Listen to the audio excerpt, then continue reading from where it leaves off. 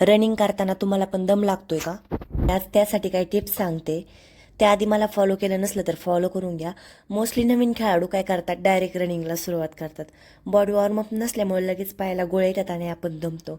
Running start करायच्या आधी warm up खूप जास्त महत्त्वाचा आहे. जर तुम्हाला पीटी माहीत नसेल तर मी त्याचाही व्हिडिओ बनवेल. स्पीड कमी जास्त झाल्यामुळे पोटात एका साईडला दुखायला लागतं. त्यामुळे पहिल्यांदा हळूहळू रनिंग चालू करायची. बॉडीला समजलं पाहिजे की आपण रनिंग करणार आहे. त्यानंतर एकसारख्या स्पीडमध्ये पळल्यानंतर पोटात दुखत नाही.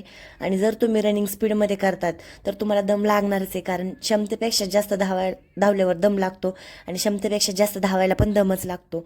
रिकाम्या पोटी जर रनिंग केली तर जास्त स्पीड लागतं, कारण खाल्ल्यानंतर आपली बॉडी काम देत नाही, चालू रनिंगमध्ये उचमळतं. नॉर्मल केळी 2-4 ड्रायफ्रूट खाल्ले तरी रनिंग केली तरी चालेल.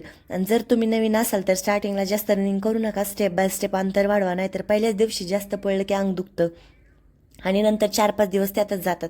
चांगल्या कंपनीचे शूज वापरा. आणि प्रत्येकजण नाही जास्त पैशाचे शूज घेऊ शकत, पण त्यातले त्यात ग्रीप चेक करून घेत जावा. आणि रनिंग झाल्याबरोबर जर जागेवर थांबलं तर रक्त साकळण्याची भीती असते, त्यामुळे रनिंग संपल्याबरोबर थोडंफार चाला आणि त्यानंतरच थांबा.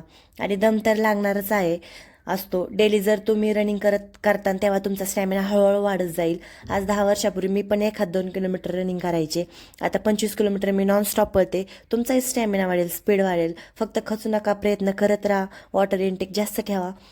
Thank you for watching. बाय.